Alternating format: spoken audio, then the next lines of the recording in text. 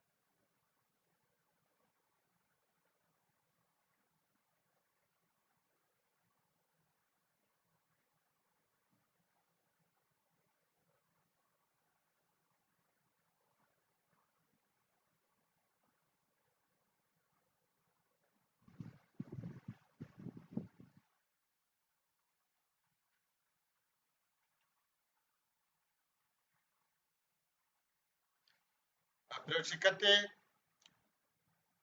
আমরা ক্লাস শুরু করতে পারি। আর যদি আমার সিস্টেমে অর্থাৎ শব্দে বা ছবিতে কোনো রকম কোনো ডিস্টার্ব মনে হয় তাহলে কমেন্টস একটু জানালে ভালো হয়। কমেন্টস একটু জানালে ভালো হবে। যদি আমি চেক করে নিয়েছি, কোনো সমস্যা নাই, তারপরে একটু জানালে ভালো হতো।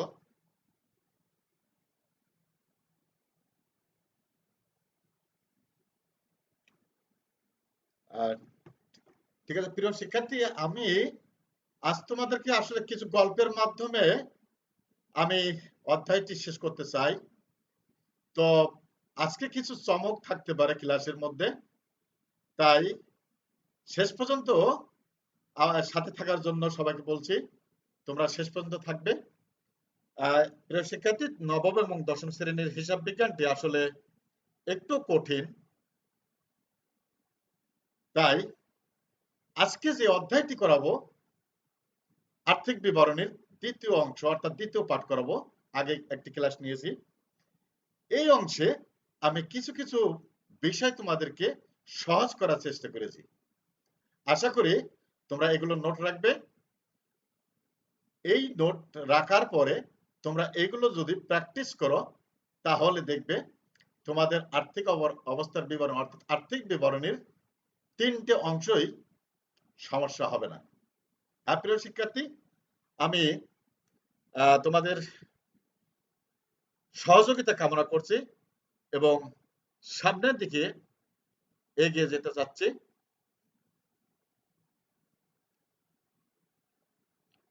প্রিয় শিক্ষার্থী, তোমরা জানো যে আমাদের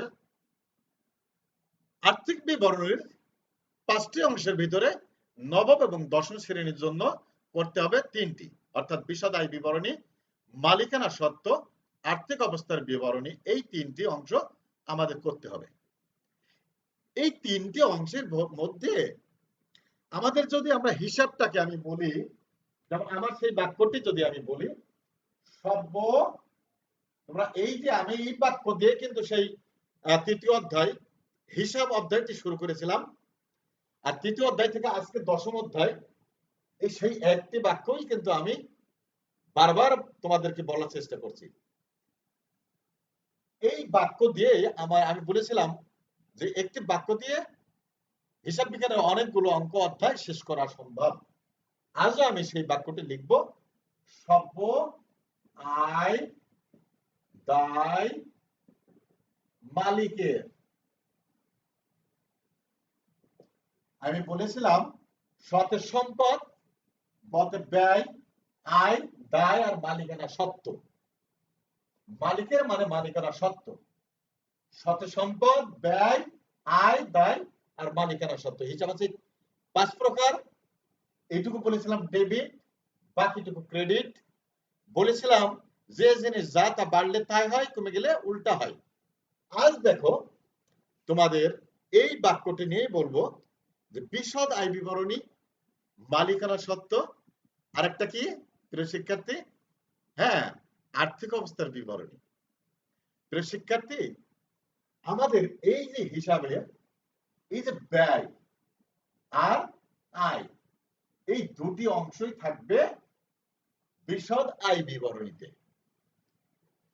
এইটুকু থাকবে বিশদ আয় বিবরণীতে। আর মালিকানা সত্ত্ব এটি থাকবে 2 নম্বর। মালিকানা সত্ত্ব, অর্থাৎ মালিকানা সত্ত্ব বের করার জন্য আমার লাগবে এই যে হিসাবের 5 নম্বরটি, মালিকানা সত্ত্ব। বাকি থাকলো কি দায় এবং সম্পদ, অর্থাৎ দায় এবং সম্পদ, এই দুটি আসবে কোথায়? আর্থিক অবস্থার বিবরণী। প্রিয় শিক্ষার্থী, আমরা কিন্তু ভাগ করে ফেললাম হিসাব যে 5 প্রকার, এই 5 প্রকার হিসাবটি ভাগ করে ফেললাম। আর প্রিয় শিক্ষার্থী, এই অঙ্কে তোমাদেরকে একটি রেয়ামিল দেওয়া থাকবে এবং কিছু তথ্যাবলী দেওয়া থাকবে নিচে। সেই তথ্যাবলীর আলোকে এবং রেয়ামিলের সহযোগিতায় তোমাদের এই 3টি পাঠ করতে হবে। এই 3টি পাঠের মধ্যে কে কোথায় যাবে? রেয়ামিলের থেকে রেয়ামিলে যেগুলো আছে সেগুলো ব্যবহার হয় একবার। প্রিয় শিক্ষার্থী, রেয়ামিলের গুলো ব্যবহার হয় একবার। রেয়ামিলে যা থাকে সেটি ব্যবহার হবে একবার। আর সমন্বয়ে যা থাকে সেগুলো কমপক্ষে 2 বার, 4 বারও হতে পারে, অর্থাৎ জোড় বার হবে। শিক্ষার্থী, এখন আসি এই রেয়ামিল থেকে এই যে একবার ব্যবহার হবে, আমার যদি বিশদ আয় বিবরণীতে কোন এন্ট্রি চলে যায় তাহলে ও আর কোথাও বসবে না। যদি মালিকানার সত্ত্বে বসে যায় আর আসবে না, আর্থিক অবস্থার বিবরণীতে বসে আর আসবে না, একবার বসবে। আর সমন্বয়ের গুলো বসবে 2 বার। প্রিয় শিক্ষার্থী, তাহলে এই যে ব্যয় এবং আয় বিশদ আয় বিবরণীতে বসে গেল, তাহলে ব্যয় এবং আয় আমি ভাগ করে ফেললাম যে এখানে চলে গেল। এরপরে থাকলো সম্পদ এবং দায়, এই দুটি যাবে আর্থিক অবস্থার বিবরণীতে।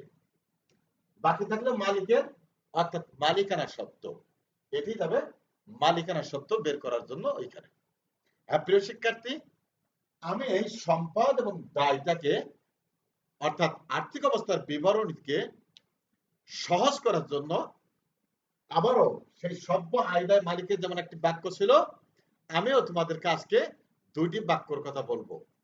একটি বাক্য দিয়ে সম্পদ পাশে কি বসবে, অপর বাক্যটি দায় পাশে কি বসবে, এটি তোমরা জানতে পারবে। প্রিয় শিক্ষার্থী, তাহলে আমার ধারণাটা কিন্তু হয়ে গেল। এখন আসো আমরা তোমাদেরকে এই বিশদ আয় বিবরণীতে, তোমরা জানো যে কয়েকটি অংশ রয়েছে, কয়েকটি অংশের মধ্যে আমরা ভাগটা আর একবার একটু দেখে যাই। প্রথম ধাপে আছে কি নেট বিক্রয় মূল্য, অর্থাৎ নেট বিক্রয় মাইনাস বিক্রিত পণ্যের ব্যয় ইকুয়াল টু মোট মুনাফা। এরপরে থাকবে দ্বিতীয় ধাপ, মোট মুনাফা মাইনাস পরিচালন ব্যয় ইকুয়াল পরিচালন মুনাফা। তৃতীয় ধাপে থাকবে পরিচালন মুনাফা প্লাস অন্যান্য আয় মাইনাস অন্যান্য ব্যয় ইকুয়াল নেট মুনাফা। আসলে আর্থিক অবস্থার আর্থিক বিবরণীতে আমরা কি করি? আর্থিক বিবরণীতে করি যে আমার 1 বছর পর আমার প্রতিষ্ঠানের অবস্থাটা কি, দায় এবং সম্পদের পরিমাণ কেমন, এবং আমার নেট মুনাফা, মোট মুনাফা, তারপর পরিচালন ব্যয়, পরিচালন মুনাফা, এইগুলো কি অবস্থা আছে এগুলো জানার জন্য। তাই ধাপে ধাপে আমরা এগুলো করি। প্রিয় শিক্ষার্থী, ধাপগুলো আবার একটু দেখে নিলাম। আমরা আরেকটু সামনের দিকে যাই। তোমরা দেখো এখানে বিশদ আয় বিবরণী। বিশদ আয় বিবরণীতে আমি যে দেখলাম এক নজরে যে প্রথম ধাপে ছিল বিক্রয় থেকে আমার, অর্থাৎ লিড বিক্রয় থেকে বিক্রিত পণ্যের ব্যয়। বিক্রয় কি? বিক্রয়ের সাথে যোগ হবে অলিখিত বিক্রয়। এই অলিখিত বিক্রয়টি সমন্বয়ে থাকে। তার সাথে বিয়োগ হবে বিক্রয় ফেরত। বিক্রয় করেছি সেটা ফেরত যদি আসে তাহলে সেটি বিয়োগ হবে। তারপরে বিয়োগ হবে কি বিক্রয় বাট্টা, মুনাফাবিহীন বিক্রয়। এগুলো বাদ দিলে আমরা পাবো কি নেট বিক্রয়। এই নেট বিক্রয় থেকে বিক্রিত পণ্যের ব্যয় বাদ দিলে আমরা পাবো নেট বিক্রয়। আমি তোমাদেরকে এখানে একটু দেখাইছি যে নেট বিক্রয়টা কি। বিক্রয়ের সাথে আনুষঙ্গিক অর্থাৎ অলিখিত বিক্রয় এবং অন্যান্য ব্যয়গুলো বাদ দিলে নেট বিক্রয় পেলাম। এই নেট বিক্রয়ের সাথে আমরা এখন কি করব? বিক্রিত পণ্যের ব্যয় বাদ দিব। এবার দেখি বিক্রিত পণ্যের ব্যয়গুলো কি কি। প্রারম্ভিক মজুত পণ্য, এরপরে আসবে কি ক্রয়, অর্থাৎ ক্রয় সংক্রান্ত। প্রিয় শিক্ষার্থী, তোমাদের এখানে একটা কথা বলে রাখি, তোমাদেরকে যদি ক নম্বর প্রশ্নে বলে নিট বিক্রয়ের পরিমাণটি বের করো, ঠিক এই যে ছকে যেভাবে দেওয়া আছে এভাবেই করবে, তাহলে নিট বিক্রয় পরিমাণটা তোমরা পেয়ে যাবে। এরপরে আসি আমরা ক্রয়। প্রিয় শিক্ষার্থী, এখানেও কিন্তু নিট ক্রয় যদি তোমাদের ক নম্বরের প্রশ্ন বলে যে নিট ক্রয়ের পরিমাণ বের করো, তাহলে দেখবা যে এখানে আমি যে কথাগুলো বলবো ছকে যেগুলো আছে এইগুলো বসিয়ে দিলে তোমরা নেট ক্রয়টি পেয়ে যাবে। সেগুলো কি কি? ক্রয়, ক্রয়ের সাথে বিয়োগ হবে ক্রয় ফেরত, কারবারি বাট্টা, পণ্য উত্তোলন, মালিক যদি পণ্য উত্তোলন করে থাকে তাহলে সেটি বিয়োগ হবে, এবং বিনামূল্যে পণ্য বিতরণ। অলিখিত ক্রয়টি যোগ হবে, সমন্বয়ে থাকতে পারে অলিখিত ক্রয়। এই অলিখিত ক্রয়টি কি হবে? যেমন অলিখিত বিক্রয় বিক্রয়ের সাথে যোগ ছিল, তাহলে অলিখিত ক্রয়ও ক্রয়ের সাথে যোগ হবে। এই যোগ করার পর আমি যেটা পেলাম সেটি হচ্ছে কি নেট ক্রয়। এটি হচ্ছে নেট ক্রয়। এখনো কিন্তু বিক্রিত পণ্যের ব্যয় এর সাথে কিন্তু আরো আছে। এই প্রারম্ভিক মজুত এবং নেট ক্রয় এগুলো কিন্তু বিক্রিত পণ্যের ব্যয়, এর সাথে যোগ হবে আন্তঃপরিবহন, জাহাজ ভাড়া, আমদানি শুল্ক, ডক চার্জ, মজুরি। আপনার শিক্ষার্থী, আমি এইখানে তোমাদেরকে একটি গল্প শোনাবো। তোমরা এই যে ব্যয়গুলো কিভাবে মনে রাখতে পারবে, আশা করি আমার এই গল্পে তোমাদের সেই উত্তরগুলো পেয়ে যাবে। প্রিয় শিক্ষার্থী, তুমি মনে করছো ব্যবসা করছো, ব্যবসা শুরু করার জন্য তুমি সবকিছু রেডি হয়েছো, তুমি প্রারম্ভিক মজুত পণ্য ছিল, প্রারম্ভিক মজুত পণ্য মানে গত বছরে যেটা সমাপনী সেটি নিয়েছো। নেওয়ার পর কি করলে? তুমি মালয়েশিয়া চলে গেলে পণ্য ক্রয় করতে। ধরে নিলাম মালয়েশিয়ায় গেছো পণ্য ক্রয় করতে, অথবা কাঁচামাল। পণ্য ক্রয় করলে দোকান থেকে, পণ্য ক্রয় করার পর তাহলে ঘটনা ঘটলো কি? পণ্য ক্রয় করলে ওইখানে, তারপর ওই পণ্যগুলো কি করলে? পরিবহনে করে জাহাজ ঘাটে নিয়ে আসলে, তাহলে পরিবহনের আমি কি দিলাম? পরিবহন খরচ। এই যে পরিবহন খরচ দিলাম, প্রথমে ক্রয় করলাম, তারপর পরিবহন খরচ দিলাম, মালটি আমার চলে আসলো কি? জাহাজ ঘাটে। এবার জাহাজে করে ধরে নাও আমি চট্টগ্রাম বা মোংলা বন্দরে আমার জাহাজ এসে থেমে গেল। এই বন্দরে আসার পর কোথায় থাকবে, কোথায় থামবে? এই যে জাহাজগুলো বাইরেতে আনার জন্য যে জায়গায় এসে থামে তাকে বলা হয় ডকইয়ার্ড। এই ডকইয়ার্ড সরকার বা অন্য কেউ এটি করে রেখেছেন, ব্যক্তি মালিকানাও হতে পারে। তাহলে এই যে ডকইয়ার্ড যে করে রেখেছেন তাহলে বিনা লাভে কি করবে? না প্রিয় শিক্ষার্থী, তাহলে তাদেরকে কি দিতে হবে? তাদেরকে একটা চার্জ দিতে হবে। এই যে ডকইয়ার্ডের যে ব্যবহার করার জন্য যে চার্জ দিতে হলো তাকে বলা হয় ডক চার্জ। ডাক না, ডক, ডক চার্জ। তাহলে আমি আবার একটু রিভিউ করি। প্রথমে পণ্য ক্রয় করেছিলাম মালয়েশিয়ার থেকে, তারপর ট্রাকে করে কি করলাম? জাহাজ ঘাটে নিয়ে আসলাম, জাহাজ ঘাটে করে জাহাজের থেকে করে মোংলা বন্দরে এসে পৌঁছালাম। এবার বন্দরে এসে এখানে কি দিলাম? Dock charge. এবার জাহাজ থেকে পণ্যগুলো আমি আনলোড করব, তাহলে কি দিতে হবে? শ্রমিকদেরকে, প্রিয় শিক্ষার্থী, মজুরি। শ্রমিকদেরকে দিতে হবে মজুরি। তাহলে এই যে মজুরি দিলাম, দেওয়ার পর আমার পণ্যটি কিন্তু পৌঁছে গেল। প্রিয় শিক্ষার্থী, আমার এই ধারাবাহিকতা এটি মনে রাখবে। প্রথমে আবার একটু বলি, পণ্য ক্রয় করলাম, পরিবহনে করে জাহাজ ঘাটে নিয়ে আসলাম, তাহলে ক্রয়, পরিবহন খরচ, জাহাজ ভাড়া দিয়ে নিয়ে আসলাম বন্দরে, বন্দরে এসে ডক চার্জ দিলাম। ডক চার্জ দেওয়ার পর এই যে পণ্যটি বাইরে থেকে নিয়ে আসছি আমি, সরকার বলছেন কি যে বাইরে থেকে পণ্য নিয়ে আসছেন, তাহলে সরকারকে কিছু অংশ দিতে হবে, অর্থাৎ কিছু দিতে হয়। এটাকে বলা হয় শুল্ক, বা এই যে পণ্য আমি আমদানি করছি এটাকে বলা হয় আমদানি শুল্ক। তাহলে ক্রয়, পরিবহন, জাহাজ ভাড়া, ডক চার্জ, আমদানি শুল্ক, আবার কি করলাম? শ্রমিকদের মজুরি দিলাম, শ্রমিকদের মজুরি দিলাম। তাহলে এই ব্যয়গুলো আমার নিট ক্রয়ের সাথে যোগ হবে। নিট ক্রয়ের সাথে যোগ করার পর সমাপনী মজুত পণ্যটি বিয়োগ করব। বিয়োগ করার পর কি পাবো? মোট মুনাফা। এই যে নিট ক্রয় এবং এই যে খরচগুলো যোগ করলাম, এটি হচ্ছে আমার বিক্রিত পণ্যের ব্যয়।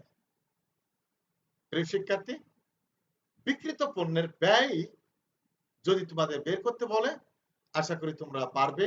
ঠিক এটি মনে রাখবে, নিট ক্রয়, তার সাথে অন্য সকল খরচগুলো যোগ করবে, যেগুলো আমি বললাম, এই সাথে বিয়োগ করবে কি? সমাপনী মজুত পণ্যটি। আরেকটি আছে প্রারম্ভিক মজুত পণ্য ছিল, এটি যোগ। আর এই গল্পের মধ্যে আমার অন্যান্য প্রত্যক্ষ খরচগুলো এগুলো যোগ করবে। প্রিয় শিক্ষার্থী, এরপরে গুলো পেলাম কি? নিট ক্রয়, মোট মুনাফা পেলাম। এই মোট মুনাফার সাথে প্রিয় শিক্ষার্থী, এই যে মোট মুনাফা পেলাম, আমি আগেই বলেছিলাম যে ব্যয় এবং আয়গুলো এখানে বসবে। তাহলে বাকি যে আয় এবং ব্যয়গুলোর আছে রেওয়া মিলে, সেগুলো আমরা এখানে বসাবো। প্রিয় শিক্ষার্থী, রেওয়া মিলে যা দেওয়া থাকে সেগুলো কিন্তু 1 বছরের জন্য। যদি কোনোটা কম বা বেশি থাকে সেটি কিন্তু সমন্বয়ে বলা থাকে। প্রিয় শিক্ষার্থী, এরপর আসবে মোট মুনাফার সাথে আমি যোগ করব পরিচালন ব্যয়। এখন আসি, আসলে পরিচালন ব্যয়টা কি? প্রিয় শিক্ষার্থী, একটি প্রতিষ্ঠান পরিচালনা করতে গিয়ে যে ব্যয়গুলো হয় সেটি হচ্ছে পরিচালন ব্যয়। বেতন দিতে হয়, তারপরে বিজ্ঞাপন দিতে হয়, ওই যে পণ্য নিয়ে আসলাম এইগুলো গোডাউনে রাখতে হয়, ইত্যাদি ইত্যাদি ব্যয়গুলো আছে। এইগুলো হচ্ছে কি আমাদের পরিচালন ব্যয়।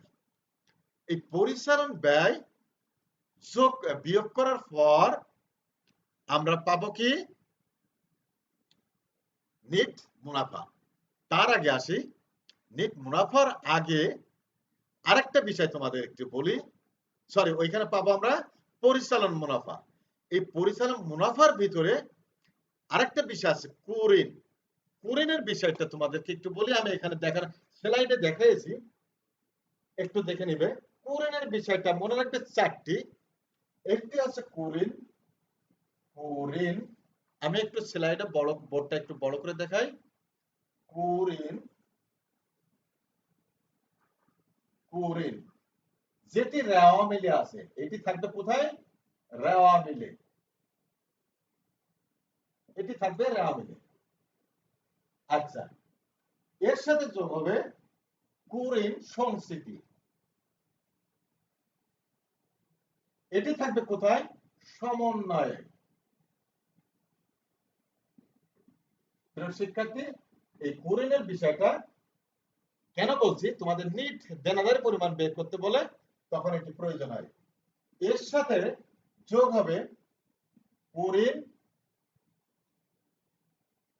সরি এইটা হবে নতুন কুরিন, এটা হচ্ছে নতুন কুরিন, নতুন কুরিন এটি থাকবে সমন্বয়ে। এর সাথে যোগ হবে নতুন কুরিন, সমন্বয়ে যেটা থাকে সেটাকে বলা হয় নতুন, আর র্যামিলে থাকলে সেটা হচ্ছে পুরাতন। নতুন কুরিন সঞ্চিতি, এটিও থাকবে সমন্বয়ে, এটিও থাকবে সমন্বয়ে। সাধারণত সমন্বয়ে এটি পার্সেন্টেজ আকারে থাকে, পার্সেন্টেজ ছাড়াও কিন্তু থাকতে পারে। এই যে তিনটি যোগ করার পর আমার রেওয়ামিলে আরেকটি কুরিন সঞ্চিতি থাকে, এটাকে বলা হয় পুরাতন, এটি বিয়োগ করতে হয়। বিয়োগ পুরাতন কুরিন সঞ্চিতি, কুরিন সঞ্চিতি, এটি বিয়োগ করার পর আমরা যা পেলাম এটি থাকবে কোথায়? এটি থাকবে রেওয়ামিলে। প্রিয় শিক্ষার্থী, তোমরা দেখতে পাচ্ছ রেওয়ামিলে থাকবে দুটি আর সমন্বয় থাকবে দুটি। এই যা পেলাম এটি আমার এই যে ক্রয় নিট কুরিন, এটিকে বলা হয় নিট কুরিন। দেখো প্রিয় শিক্ষার্থী, রেওয়ামিলে আছে দুইটি, সমন্বয় আছে দুইটি, তিনটি যোগ একটি বিয়োগ সমন্বয়টা রেওয়ামিলেরটা। প্রিয় শিক্ষার্থী, তোমাদের কোন অঙ্কে যদি এটি না থাকে তাহলে এটি বাদ দাও, এটি বাদ দিয়ে যা আছে তাই বসাও। কোন অঙ্কে যদি এটি না থাকে দরকার না, এটি বাদ দিয়ে বাকি যা আছে তাই বসাবা। সেক্ষেত্রে কোন এইটি যদি না থাকে, অর্থাৎ যেটি নাই সেটি করবে না, সেটি বাদ দিয়ে দেবা এখান থেকে, বাকিগুলো সব ঠিক থাকবে। ঠিক এই শখটি তোমাদের সুবিধা হবে, এই শখটি তোমরা মনে রাখবে। প্রিয় শিক্ষার্থী, এবার আসি নেট দেনাদারের পরিমাণ যদি বের করতে বলে তাহলে এই যে নতুন অর্থাৎ সমন্বয়ে যে দুটি দেওয়া আছে এই দুটি দেনাদার থেকে বিয়োগ করতে হবে, দেনাদারের থেকে বিয়োগ করতে হবে।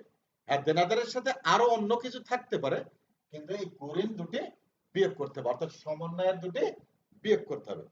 প্রিয় শিক্ষার্থী, আমি তোমাদেরকে একটি কথা বলি, আমি যদি কাউকে বলি যে তোমার ওয়াজ শেখার দরকার নেই,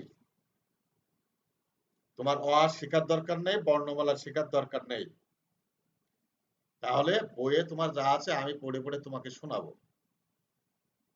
তাহলে লাভ হবে? প্রিয় শিক্ষার্থী, লাভ হবে না। তোমাকে যদি বর্ণমালাটি শেখাই দিই এবং বর্ণমালার প্রয়োগ ব্যবহার বিধি যদি শিখিয়ে দিই, তুমি যদি শিখতে পারো তাহলে তুমি পড়তেও পারবা, লিখতেও পারবে, যে কোনো কিছু বলতেও পারবে, লিখতে পারবে এবং পড়তে পারবে। আপনার শিক্ষার্থী, অর্থাৎ আমি তোমাদেরকে বলতে চাচ্ছি, আমি যদি অঙ্ক করে দিতাম সোজা সরাসরি, তোমরা অঙ্কটি তোতা পাখির মতো মুখস্থ করে ফেলতে, সমস্যা নাই, কিন্তু আমি সেটি চাই না। আমি তোমাদের বেসিকটি ধরিয়ে দিতে চাই, বেসিকটি তৈরি করতে চাই, তাই আমি এগুলো দেখাতে চাই। প্রিয় শিক্ষার্থী, এই যে সমন্বয়ের এই কোরিনের ফাংশনটা হয়ে গেল, তোমরা নিশ্চয়ই লিখে নিয়েছো শিক্ষার্থী। এরপরে এই Karim did Cry NEET Karim পাওয়ার পর আমরা পেলাম কি পরিচালন মুনাফা। এই পরিচালন মুনাফার সাথে আমরা অন্যান্য আয়গুলো যোগ করব। অন্যান্য আয়গুলো যোগ করার পর অন্যান্য ব্যয়গুলো বিয়োগ করলে আমরা পাবো কি নেট মুনাফা। অন্যান্য ব্যয়গুলো যোগ করলে আমরা পাবো নেট মুনাফা। প্রিয় শিক্ষার্থী, এই যে আমরা পরিচালন মুনাফা পেয়ে গেলাম। এখানে পরিচালন মুনাফা আছে যে কোরিনটাই বাদ দিলে আমরা পেলাম কি পরিচালন মুনাফা। এই পরিচালন মুনাফা থেকে আমরা অন্যান্য আয়গুলো যোগ করব এবং অন্যান্য ব্যয়গুলো বিয়োগ করব। অন্যান্য ব্যয় বিয়োগ করার পর আমরা যেটি পেলাম সেটি হচ্ছে নেট মুনাফা। এই হচ্ছে বিশদ আয় বিবরণী। প্রিয় শিক্ষার্থী, এরপরে আমরা চলে যাই সেই আসল জায়গায়, অর্থাৎ মালিকানা সত্ত্ব এবং কোথায় আর্থিক অবস্থার বিবরণী। তোমাদের জন্য প্রিয় শিক্ষার্থী একটি কাজ রেখেছি, এই কাজটি তোমরা করবে। করার পর এখানে তোমাদেরকে বের করতে হবে সমাপনে হাতে নগদ এই যে সমন্বয়, এই যে আমি বলছিলাম যে অন্যান্য তথ্য, এটি হচ্ছে সমন্বয়। তোমাদের এখান থেকে বের করতে হবে নিট ক্রয় কত, নিট ক্রয় কত। প্রিয় শিক্ষার্থী, তোমরা অঙ্কটি তোমরা এই সময়ের মধ্যে একটু ঝটপট করে নিতে পারো, অথবা তোমাদের এই যে ক্লাস শেষেও তো তোমাদের এই ক্লাসটি থাকবে, এখান থেকে দেখে নিতে পারো। প্রিয় শিক্ষার্থী, এরপরে আসি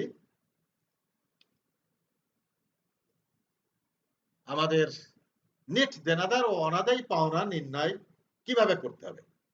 নেট দেনাদার কিন্তু ইতিমধ্যে আমি তোমাদেরকে দেখিয়ে দিয়েছি, তোমরা এটাও দেখে নিবে। আমি আসলে মূলত যেতে চাচ্ছি আর্থিক অবস্থার বিবরণীতে। এই যে নেট অনাদায়ী পাওনাটা, এই যে এই অংশটা বিশদ আয় বিবরণীতে আসবে। আমি একটু আগে যা তোমাদেরকে দেখালাম নেট অনাদায়ী পাওনা। এরপর আছে কি নেট দেনাদারের নির্ণয়। নেট দেনাদারটা কিভাবে হবে আমি তোমাদেরকে বলেছি, দেনাদারের থেকে অলিখিত বিক্রয় যোগ হবে, এরপরে আন্তঃফেরত বিয়োগ, অনাদায়ী পাওনা বিয়োগ, ওই যে নতুন যে দুটো ছিল সেই নতুন দুটি বিয়োগ। এরপরে আছে আরেকটি বাট্টার সঞ্চিতি। এই বাট্টার সঞ্চিতিটা তোমাদেরকে বিয়োগ করতে হবে। আর এই বাট্টার সঞ্চিতি বের করার সময় তুমি যখন যে পার্সেন্টেজ বের করবে দেখবে যে তার আগে সমন্বয় কি ছিল, সেটি দেনাদারের থেকে পর্যায়ক্রমে বিয়োগ করতে করতে আসতে হবে। প্রিয় শিক্ষার্থী, আমার মনে হয় যে কারোর কোনো প্রশ্ন নাই। যদি কারো কোনো প্রশ্ন থাকে তাহলে কমেন্ট বক্সে একটু লিখে জানালে ভালো হবে।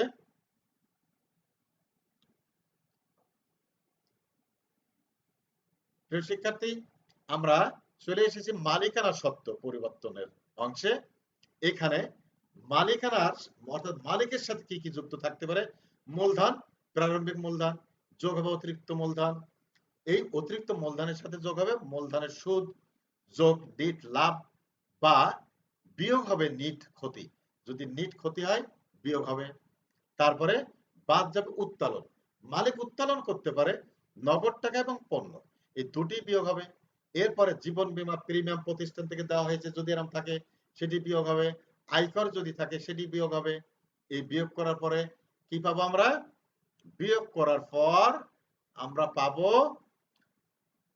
এই যে উত্তোলনের সুদটাও আমাদের বিয়োগ হবে। বিয়োগ করার পর আমরা পাবো সমাপনী মূলধন। সমাপনী মূলধন অর্থাৎ এই অংশটি পেলাম মূলধন, এর সাথে যোগ হবে সাধারণ সঞ্চিতি। এটি হবে এই সাধারণ সঞ্চিতি যোগ করার পরে হবে মালিকানা সত্ত্ব।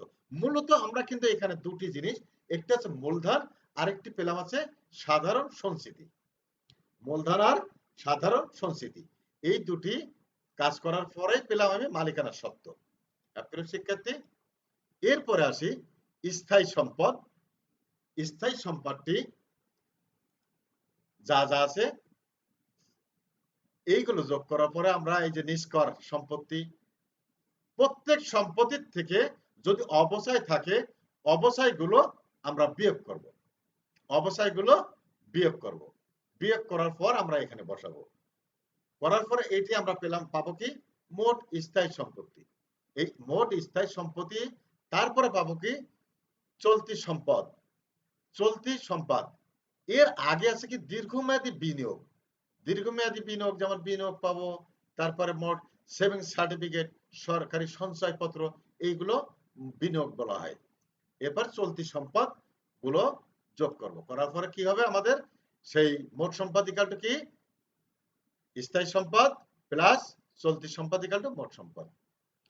আর আমাদের গতদিন আমি বলেছিলাম এর সাথে আরেকটি নতুন অলিক সম্পদ। যেমন অলিক সম্পদ কি প্রাথমিক খরচ এবং বিলম্বিত বিজ্ঞাপন। প্রিয় শিক্ষার্থী, আমি এইখানে তোমাদেরকে মনে রাখার জন্য একটি বাক্য বলতে চাই। প্রিয় শিক্ষার্থী, তোমরা দেখো আমি লিখবো এখানে শুভ আয় কবি। মনে করো এক বন্ধু, তোমার এক বন্ধু কবি, তোমার সাথে দেখা হয়েছে, তুমি তাকে বলছো, তার নাম আছে শুভ, বলছো কি শুভ আয়, ও হচ্ছে কবি, তাই বলছো শুভ আয় কবি, এই কথাটা বলছো শুভ আয় কবি। এইবার তোমার বন্ধু বলছে উত্তরে বস দেপ্রাব্যান, অর্থাৎ তোমাকে বসতে বললো দেপ্রাব্যান, এরকম একটা শব্দ উচ্চারণ করলো যার অর্থ এক এক জায়গায় এক এক ধরনের হতে পারে। যেমন বসতে দেওয়ার যে মাদুর আমরা বলি, এই মাদুরের বিভিন্ন জায়গায় বিভিন্ন লেখায় নাম এক এক জায়গায় এক এক রকম। মনে করো যে শুভ একজন কবির নাম, বন্ধুর নাম, সে আছে কবি, দেখা হয়েছে, তুমি বলছো কি শুভ আয় কবি বস দেপ্রাব্যান, তোমার দ্বিতীয় বন্ধু বললো কি বস দেপ্রাব্যান। এবার আসি যে আসলে এইটি দিয়েই আমার সম্পদের অংশে সব কাজগুলো শেষ করা সম্ভব। প্রিয় শিক্ষার্থী, আমি একটু দ্রুত এগুলো বলে যাই, তোমরা নিশ্চয়ই এগুলো পারবে। সুতে সুনাম, ভূতে ভূমি, আতে আসবাবপত্র, ইতে ইজারা সম্পদ, ওতে কল কবজা, বিতে বিনিয়োগ, ব এখানে আসছে কিন্তু ব, এই বর পরে কিন্তু একটা অ আছে, বতে বকেয়া, এখন বকেয়া আয় না বকেয়া ব্যয়, এটি খেয়াল রাখবে। সম্পদ পাশ মানে আমাদের কি ডেবিট, ব্যয়গুলো কি ডেবিট, আর আয়গুলো কি ক্রেডিট। বকেয়া আমি করার সময় বলেছিলাম এটি তোমরা উল্টে দাও যে বকেয়া আয় হবে না বকেয়া ব্যয় হবে। তুমি চিন্তা করো যে ব্যয়টি কি, ব্যয়টি হচ্ছে ডেবিট, তাহলে বকেয়া হলে তো উল্টে দেওয়ার কথা, অর্থাৎ ক্রেডিট। ক্রেডিট মানে দায় পাস, তাহলে এটি হবে না, তাহলে কি হবে বকেয়া আয়, আয় কি ক্রেডিট, বকেয়া থাকলে উল্টে যায়, তাহলে বকেয়া আয় অর্থাৎ ডেবিট, অর্থাৎ সম্পত্তি পাশে বসবে, তাহলে এইটি হবে বকেয়া আয়। এই যে অ ব ওয়া অতে অগ্রিম, অগ্রিম এটি হচ্ছে ব্যয়, ব্যয় কিন্তু পয়সা পরিবর্তন হয় না, তাহলে অগ্রিম ব্যয়। এরপর আসছে সতে সমাপনী মজুত পণ্য, দেতে দেনাদার, প্রাতে প্রাপ্য বিল, ব্যতে ব্যাংক, নতে নগদ তহবিল। প্রিয় শিক্ষার্থী, তোমরা যদি এই বাক্যটি মনে রাখতে পারো তাহলে তোমরা আরেকটি বিষয় পাবে নোটবেদ থেকে কাজে লাগবে, সেটা যে সম্পদের স্থায়ী অগ্রাধিকার ভিত্তিতে এটি কিন্তু সাজানো। অর্থাৎ সব থেকে স্থায়ী সম্পদ হচ্ছে সুনাম, আর সব থেকে তারল্য হচ্ছে নগদ তহবিল। এটি সম্পদের স্থায়ী অগ্রাধিকার ভিত্তিতে এটি করা আছে। তোমাদের এই বাক্যটি মনে রাখলে তোমাদের দুটি কাজ হবে, একটি হচ্ছে আর্থিক অর্থাৎ সম্পদের পাশে সম্পদ আমি কি কি বসাবো সেটি হবে, সাথে তোমার ওই সম্পদের স্থায়ী অগ্রাধিকার ভিত্তিতে কোনটি আগে যাবে। যেমন তোমাকে বলে দিল সোনা আর নগদান এই দুটির মধ্যে কোনটি স্থায়ী সম্পদ? তাহলে নগদ আছে তারল্য। আর এটা তারল্য কি জিনিস? যে জিনিসটা আমার আগে হাতের থেকে বেশি দ্রুত ব্যয় হয়। আমার মনে করে সম্পদ আছে এবং ব্যাংকে টাকা আছে, তাহলে ব্যাংকের টাকা আগে ব্যয় হবে না আমার হাতে নগদের টাকা আগে ব্যয় হবে? নিশ্চয় নগদ টাকা। তাহলে নগদ টাকা আছে তরল, যেটা আগে হয় সেটাকে বলা হয় তরল অর্থাৎ তারল্য, আর যেটি পরে হয় সেটি আছে স্থায়ী। হ্যাঁ প্রিয় শিক্ষার্থী, সম্পদ পাশ হলো। এবার আসি আমাদের দায় এবং মূলধন পাশটা কি হবে, এটি তোমাদেরকে আমি একটু দেখাই।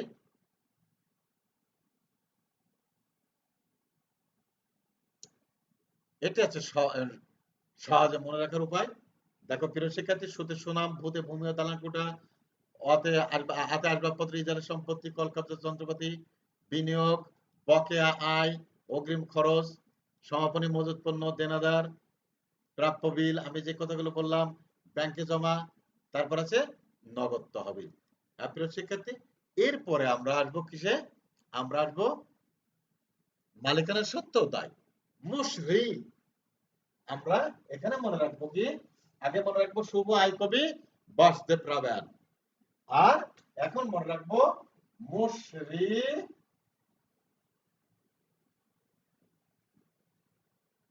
এখানে দেখো পাপ্র, পাপ্র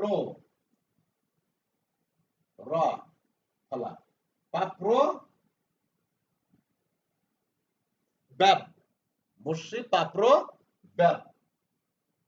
এটি কিন্তু আমার তৈরি করা, আমি নিজেই এগুলো আমি চিন্তা করে বের করেছি যে কিভাবে এটি মনে রাখা সম্ভব। দেখো মুশরি পাপ্র ব্যাপ, মুশরি পাপ্র ব্যাপ। হ্যাঁ প্রিয় শিক্ষার্থী, মুতে মূলধন, শতে সঞ্চিতি, রিতে ঋণ, পাতে পাওনাদার, প্রো প্রো দেয় বিল, ব্যাতে ব্যাংক জমা অতিরিক্ত, আর বতে বকেয়া, আছে অতে অগ্রিম, ব্যাপ ব, একটু টান দিয়ে দিও। এর ভিতরে তোমার এইটুকু যাবে মালিকানা সত্ত্বে, আর বাকিগুলো যাবে দায়, এটি যাবে দায়। তাহলে প্রিয় শিক্ষার্থী, তোমাদের আমার মনে হয় যে ছক মুখস্থ করে ব্রেনে চাপ না দিয়ে তোমাদের এইভাবে তোমরা মনে রাখতে পারো। বিশদ আয় বিবরণী যাবে, বিশদ আয় বিবরণী যাবে কি? আয় এবং ব্যয়। তারপরে বাকি থাকবে কোথায় কি? সম্পদ, মালিকানা সত্ত্ব এবং দায়। এটি চলে আসবে আমাদের মালিকানা সত্ত্ব এবং আর্থিক অবস্থার বিবরণীতে। এর ভিতরে আর্থিক অবস্থার বিবরণীতে যাবে কি? মালিকানা সত্ত্বে যাবে কি? এই যে মোষ, এইটুকু। আর শুভ আয়কবি বাসদেব রাবেন, ওটুকু যাবে সম্পদ, আর বাকিটুকু যাবে দায়। এই হচ্ছে আর্থিক অবস্থার বিবরণী। হ্যাঁ প্রিয় শিক্ষার্থী, তোমরা স্লাইডে আরেকটু দেখে নিতে পারো যে এই যে মুতে মূলধন, তারপরে সঞ্চিতি, ঋণ, পাওনাদার, প্রদেয় বিল, ব্যাংক জমা অতিরিক্ত, বকেয়া খরচ, অগ্রিম আয়, এইটুকু যাবে মালিকানা সত্ত্বে, আর এইটুকু যাবে দায়। প্রিয় শিক্ষার্থী, এবার একটি কথা বলি, আমি শেষ পর্যন্ত এসে গেছি। এবার একটি কথা বলি, আমি আগেই বলেছি র্যামিলে গুলো বসে একবার, সমন্বয়ের গুলো বসবে কমপক্ষে দুইবার। এবার আসে সমন্বয়ে, যেটি লেখা আছে বকেয়া, বকেয়া থাকলে যোগ হবে, বকেয়া থাকলে হবে যোগ, সংশ্লিষ্ট আয় বা ব্যয়ের সাথে, সংশ্লিষ্ট আয় বা ব্যয়ের সাথে বকেয়া যদি থাকে সমন্বয়ে যোগ হবে। আর অগ্রিম যদি থাকে তাহলে হবে বিয়োগ, অগ্রিম থাকলে বিয়োগ, বকেয়া থাকলে যোগ। হ্যাঁ প্রিয় শিক্ষার্থী, তোমাদের আরো একটু বলি, তোমাদের এমন বলে দেয় যে 9 মাসের বেতন পাওয়া গেছে, যেমন বেতন দেওয়া হয়েছে, বেতন থাকলো এখানে যে বেতন 9,000 টাকা, 9,000 টাকা। আমি বলেছি র্যামিলে গুলো বসে কয়? 1 বছরের, 1 বছরের। কিন্তু সমন্বয় হয়তো এই র্যামিলের মধ্যে আগের বছরেরটা যুক্ত আছে, এই সমন্বয়ে আবার বলে দিচ্ছে কি 9 মাসের বেতন দেওয়া হয়েছে, বেতন। তাহলে 9 মাসে যদি 9,000 টাকা হয়, হ্যাঁ প্রিয় শিক্ষার্থী, 1 বছর মানে কয় মাস? 12 মাস। তাহলে 12 মাসে 9 মাসে দিয়েছে, তাহলে দেয়নি কয় মাস? তাহলে 3 মাস। তাহলে 3 মাসের বেতন এখনো দেওয়া হয়নি, তার মানে 3 মাসের বকেয়া। 3 মাসের বকেয়া। এই বকেয়াটা বের করব কিভাবে? যত মাস তত দিয়ে ভাগ, গুণ যত মাস বাকি তত। যত মাস তত দিয়ে ভাগ, যত মাস তত, যত মাস দেওয়া দেওয়া গুণ যত মাস বকেয়া, যত মাস বকেয়া। এটাও মনে রাখবে, তাহলে তোমরা এই বকেয়াটা বের করতে পারবে। প্রিয় শিক্ষার্থী, এখানে আরো একটি বিষয় থাকে যে 5 বছরের জন্য ইজারা সম্পত্তি, ইজারা সম্পত্তি ব্র্যাকেটের ভিতরে দেওয়া থাকে 5 বছরের জন্য। হ্যাঁ প্রিয় শিক্ষার্থী, রামেলের ব্র্যাকেটের ভিতরে যে বিষয়গুলো থাকবে সেটিও কিন্তু সমান নয়, এটাও মনে রাখবে। তাহলে ওই যে 5 বছরের জন্য বলে যে 5 বছরের জন্য আমরা কিন্তু নেব কয় বছরের জন্য? 1 বছরের জন্য। 1 বছরে আমার যা আয়, আমার যা ব্যয়, সেটি আসবে আমার আর্থিক অবস্থার বিবরণীতে। অর্থাৎ এই আর্থিক বিবরণীতে আমরা নেব কয় বছরের জন্য? 1 বছরের। 1 বছরের বেশিও না, 1 বছরের কমও না। 1 বছরের বেশি দেওয়া থাকলে সেটা অগ্রিম, আর 1 বছরের কম যদি দেওয়া থাকে সেটা হচ্ছে বকেয়া। এই কথাটি মনে রাখবে। বকেয়া থাকলে কি হবে? যোগ, আর বেশি দেওয়া থাকলে অগ্রিম, অগ্রিম থাকলে কি হবে? বিয়োগ। এবার আসি যে বছর 5 বছরের জন্য ইজারা সম্পত্তি, তাহলে আমি নিব কয় বছর? 1 বছরের জন্য।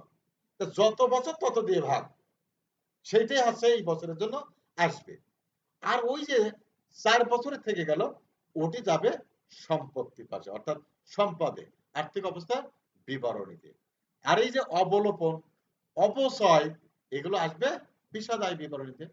হ্যাঁ প্রিয় শিক্ষার্থী, তোমরা এই যে শুভ আয়কবি, বস দেবপ্রাব্যান, মুশরি পাপ্রব্যাপ, এই কথাগুলো মনে রাখবে। প্রিয় শিক্ষার্থী, তোমাদেরকে এই প্রশ্নগুলো লিখে নিতে হবে। তোমরা এই প্রশ্নগুলো অবসরে করে রাখবে, করে যদি তুমি নিশ্চিত হতে পারো তাহলে ভালো, আর না হলে তোমরা আমার এই ক্লাসটি আবারও দেখতে পারো। এগুলো সবই উত্তর দেওয়া আছে। না পারলে, একান্ত না পারলে তোমরা কি করবে? টিচারের সহযোগিতা নিবে, সেটা ফোনে হতে পারে বা অন্য কোনো উপায়ে। তারপরও যদি না হয় তাহলে স্কুল খোলার পরে এই প্রশ্নগুলো তোমরা দেখাবে। প্রিয় শিক্ষার্থী, আমরা এখানে আরেকটি বাড়ি কাজ দেখেছি, এই বাড়ি কাজটিও তোমরা তুলে নিতে পারো, এই বাড়ি কাজও তোমরা তুলে নিতে পারো। প্রিয় শিক্ষার্থী, আমি তোমাদেরকে শেষে আরো একটি বিষয় বলতে চাই। আজকের ক্লাসের মূল কথা কি?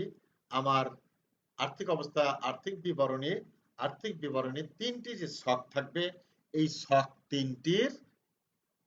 তিনটির কি কোথায় যাবে দেওয়া থাকবে, কি কি? একটি র্যামিল এবং সমন্বয়। এই র্যামিল এবং সমন্বয় থেকে আয় এবং ব্যয় যাবে বিশদ আয় বিবরণীতে, আর সম্পদ, দায় এবং মালিকানা এটি যাবে পরে, অর্থাৎ মালিকানাটি যাবে মালিকানা সত্ত্বে। আর থাকলো কি? তাহলে দায় এবং আয়, সরি সম্পদ। আমি আবার বলি, ব্যয় এবং আয় যাবে বিশদ আয় বিবরণীতে, সম্পদ এবং দায় যাবে আর্থিক অবস্থার বিবরণীতে, আর মালিকানা সত্ত্বে যাবে মালিকানা সত্ত্বের ভিতরে। এই যে হিসাব 5 প্রকার, এই 5 প্রকার হিসাব থেকে তোমরা এই 5 প্রকার 3 ভাগে ভাগ করে দিবে। সমন্বয়ে যদি অগ্রিম থাকে বিয়োগ হবে, সরি, অগ্রিম থাকলে বিয়োগ, আর বকেয়া থাকলে যোগ হবে। র্যামলির ভিতরে যদি ব্র্যাকেটের ভিতরে কিছু বলা থাকে সেটিকে সমন্বয় ধরে নেওয়া হয়। আশা করি তোমরা কিছুটা করতে পারবে। অর্থাৎ তোমরা অনেকে ভয়ে এর কাছে যাও না, এই যে ভয়টা দূর করতে হবে। তোমাদেরকে বুঝতে হবে যে কোনটি আমার আয়, কোনটি সম্পদ, কোনটি দায়। এটি যদি তুমি বুঝতে পারো বেসিক জিনিস, তাহলে সবগুলোই পারবে। আমি আবারও বলি, বিশদ আয় বিবরণীতে যাবে ব্যয় এবং আয়, মালিকানা সত্ত্বে যাবে মালিকানা সত্ত্ব, এবং মোট সম্পদে যাবে সম্পদ, আর দায় যাবে দায়ের ভিতরে। এবার এখন আসলো সম্পদে কি কি যাবে। ওই যে আমি যে বাক্যটি দিচ্ছি, শুভ আয় কবি বস দেপ্রাবান, এটি চলে যাবে সম্পদ। আর মালিকানার সাথে যাবে মুস, মুসরি পাপ্র ব্যব, মুসরি পাপ্র ব্যব, এই মুসটুকু যাবে মালিকানার সত্ত্বে। আর রির পরের থেকে বাকিগুলো যাবে দায় পাশে। প্রিয় শিক্ষার্থী, আশা করি তোমাদের ক্লাসটি ভালো লেগেছে এবং ভালো লাগবে। ভয়ের কোনো কারণ নেই।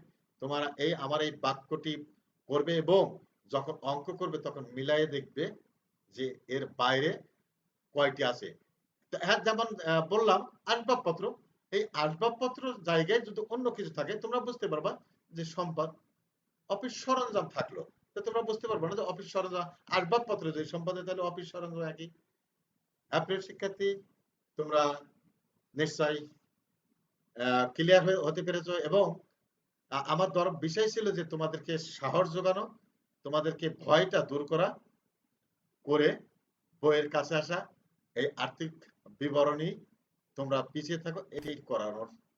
তো প্রিয় শিক্ষার্থী, তোমরা সবাই ভালো সুস্থ থাকো, বাসায় বেশি বেশি প্র্যাকটিস করো, প্র্যাকটিসের কোনো বিকল্প নাই, এটি অবশ্যই খেয়াল রাখবে। সবাইকে ধন্যবাদ, শুভ বিকাল।